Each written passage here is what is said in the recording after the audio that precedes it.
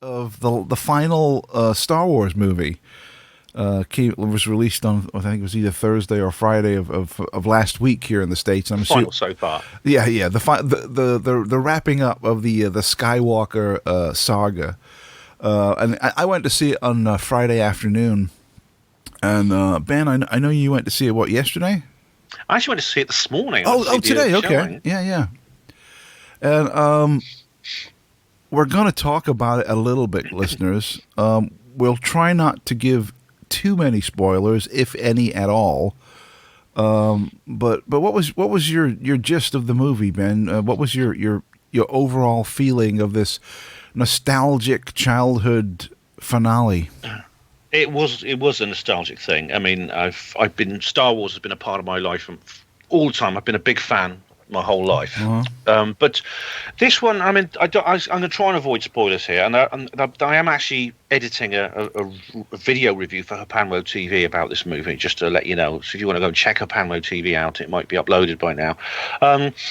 I'd say for the start of the Skywalker trilogy, that is the last three movies, the most recent trilogy. This is definitely the best. I think The Force Awakens and The Last Jedi had a lot of things wrong with them. And I think this film did put a lot of that right. I think what's good about it is that some of the characters, what happens is a lot of the we're introduced to some new characters in this particular trilogy from the start, who I think don't really cut it. There's something not right about them. Yeah, I would agree. I think the way the casting is particularly disreputable. I think in many ways.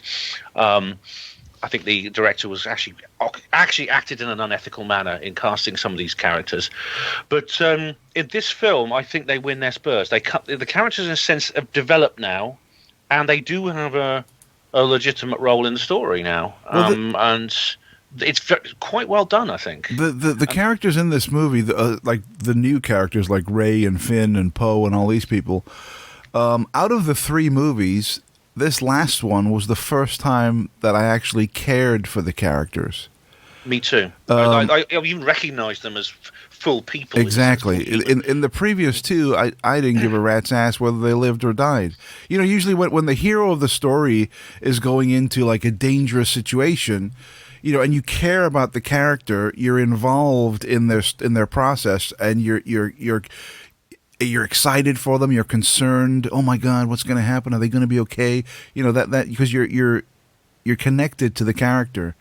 So in the first two movies, Rey and Poe and all these new people, that connection wasn't there. I didn't care about them. They were just one-dimensional, stupid, characters.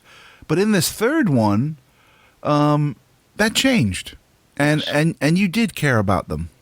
I did, yeah. I really did, and I think in the first two they were very one-dimensional. They were quite shallow. I mean, for example, I think Rey was. I think they were going through. All of Hollywood was going through its kind of like SJW phase. Yeah, Rey was kind of a feminist. She was recruited as a kind of feminist icon. Exactly. As Finn was the kind of token black character. And indeed, the producers actually admitted this. That they'd done it for this reason, which is always a bad formula for fiction. It was a very bad formula for a movie, but they fleshed out. And I really got quite fond of them. And for example, Poe. I mean, Poe always annoyed me because Poe was kind of like just. But they killed off Han Solo, and they kind of brought him back under another name. I felt. Yeah. He was just Han Solo again. Same kind of. Very similar. Yeah, he wore the same kind of costumes. He had the same kind of dialogue. Very similar personality. Uh-huh. But there's quite an interesting to and fro with him and Finn, because I think there's a bit of a love triangle with Rey there. I think, which was I found quite amusing. Yeah. They're very fond of each other. These two guys. They're real. There's a bromance between them, but there's also a desire for Rey. Rey is quite asexual actually, and which is rather unusual. She's female, obviously, but she's quite masculine in the way she moves, the way she talks. Yeah. I found she's an action woman. She's a tough chick, But even there's other tough chicks that are quite feminine, like the character Alice in Resident Evil, for example. She's very tough, but she's very feminine. I think Rey's very unfeminine. Uh-huh. However, again, I love the way they interact, these three people, and I know there's never gonna be any sort of like animosity between Poe and Finn over their love for Rey, but you can see it there, and it's and Rey, of course. I mean, Rey really. I felt I was. There's several times when you think she's died, and I got really upset. And and as far as the old characters, what's lovely is they bring back the old characters. I mean, all the entire original cast are in there. I mean, Anthony Daniels he's been at C-3PO throughout, and he's been in every movie of C-3PO, all 9 of them. But they have of course, Chewbacca is in it. There's a spoiler. I'm not going to give the spoiler about Chewbacca. It's all right. But I was crying over it. But there's a scene where I really cry because of Chewbacca. But I haven't cried over a movie. I do cry over movies sometimes. But there's they bring back Luke and Han, of course, in small roles. They bring back Luke and Han, but they bring back Lando Calrissian. Yeah, I thought Lando was great in it. He is. He was really great. He's not changed. Obviously, he's older. He's fatter. He's still General Calrissian, and he takes part in the space battles. He pilots the Millennium Falcon, and it is a nostalgic dream come true. Absolutely, he's got the same attitude. He's laughing all the time. Yeah, I really enjoyed his performance, and it was great to see Billy D. Williams back in Star Wars. I thought he was a breath of fresh air. I really enjoyed him in the movie. It's what's wonderful is that and this is a recurring theme in Star Wars. Lando Calrissian is a bad guy who turned good. Yeah, like it's not quite as dramatic. He's more like he's not a malicious character, but he's rather weak. Originally, he's quite weak, and he portrays his friends out of his weakness rather than his desire to do them harm. Yeah, but he redeems himself. Mm-hmm. I mean, he does quite quickly anyway. But he's now like. I mean, him and Han, of course, were like best buddies, and they fell out and they became best buddies again. But he really bonds with Leia and with the new characters as well, which is it's wonderful. It is a wonderful nostalgic indulgence, I think, which I think we can allow ourselves. And the viewer, I don't know about you. He's permitted to allow them. He's permitted that. I don't know about you, Ben, but the ending, like the final 5 minutes. I'm not going to spoil anything, folks. So don't worry. I'm not going to say anything. But I found that the final 5 minutes of the movie very, very satisfying. There's a very long epilogue actually, where there's a lot of group hugging, and you could see that. I mean, of course, they apart from Empire Strikes Back, they all end that way. They all end in a happy. But Gareth, I do sense this is a wrap up. This is the end. There's a line being drawn under it. Yeah, I do really sense that. Now this is the final of the episodes, the saga. Episode 9 is the final episode. It's highly unlikely there's going to be an episode 10 or 11 or so on.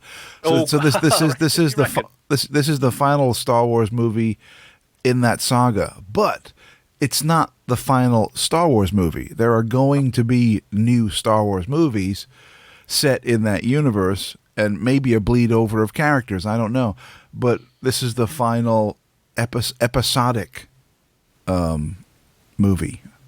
Oh, I think of the core series, this is it. This is it, yeah. But there will be, like you just said, there will be many spin-offs. Oh, I'm sure, of course. And I think it'll continue for as long as civilization lasts. No, let me ask Niall, because Niall is sitting there listening. I don't know. You haven't seen the movie yet, right, Niall?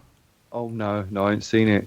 To be honest, I did see. Was it The Force Awakens? That one with that really terrible emo character who isn't scary like Darth Vader, just comes across like a basement-dwelling goth, and it just killed it for me. And then it went all woke and SJW, and I just thought, it's never going to recover from this. Although the feeling I got, though, I don't know if you got this too, Ben, is like the SJW, the whole woke movement in movies and media.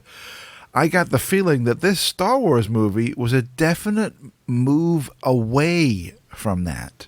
Yeah, I think the penny has dropped. Yes. Now, and we're going to start seeing, I think it may be a fad that Hollywood are now getting over, primarily because the shareholders of Disney or all these other... Because they're losing money like crazy with this shit. But where's our money going, guys? I mean, at the end of the day, these woke movies were less popular. No, the Ghostbusters and the Doctor Who, and that's in TV as well with Doctor Who. Yeah. They are less popular. And what's going to happen is at the end, however badly these people want to believe in a certain political ideology and want to insert it into their movies, economic pressures will force them not to. And of course, there's always a delay because, of course, it takes about 3 years to make a movie. So when this movie was first started, it was about 3 years ago when the contract was signed. I think some movies take longer than 3 years, as in Capel Green. Oh, they can take much longer. It depends. It varies. Nobody got that joke. What the fuck? Come on. Oh, sorry. What joke again? Say that again. I said some movies take longer than 3 years. Capel Green. Oh God. I know. Touche, Gareth, touche.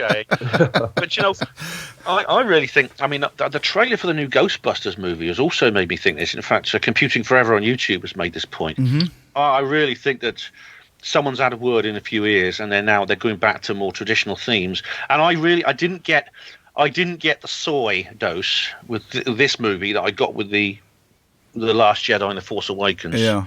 I really didn't. I felt it was a lot more. It was a lot more traditional in its outlook, and I didn't. I don't object. This is where the SJWs get it wrong. If I was a racist, sexist, misogynist, I would be stamping my feet that there even were women in there, and I'd be stamping my feet there even were black people in it, and I'm not. No, I don't care. As I said, those characters I think have come of age, and they've come of age quite well. So I'm glad. What I object to is not the presence of these characters. It's the sickly sweet sort of left wing cultural Marxists. Yeah.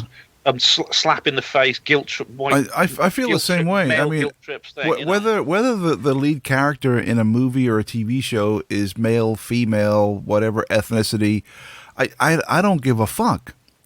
As long as they're not male, female, or insert ethnicity here, just to be female or whatever. You know what I mean? If they're doing it as a point. I mean, if the character just so happens to be female or just so happens to be black or Asian or whatever, and it's part of the overall story, I have no issue with that whatsoever. It's just when they do it just to do it, it's kind of sickening and stupid. Well, it's like there was one episode of Peter Capaldi, Doctor Who. I think when they went back in time to the Thames Frost fairs of the 19th century, and they inserted a couple of black and Asian characters in there. And the first thing anyone's going to think, no, this is historically inaccurate. That's what people are going to think. And then they're going to think, oh, they're just fitting their BBC diverse quotas. Yeah, it's got bugger all to do with racism. It's equally, you'd feel it was just as implausible if they decided to remake blaxploitation era films with Shaft, except they make Shaft an Asian man instead. That would be just as stupid. What I'd love to see is the TARDIS to go back to 16th century Africa and land in the middle of a tribal village, and say there's a population of 50 people in the tribe, 3 of them are white with blonde hair. That'd be awful. That would make sense to me. Don't because it's the same shit they pull the other way around, right? Yeah, well, funnily enough, when I was waiting for the film to start, I watched the trailer of the new movie Mulan. It's the live action adaptation from the cartoon. Oh yeah, I saw that. Yeah, that was there.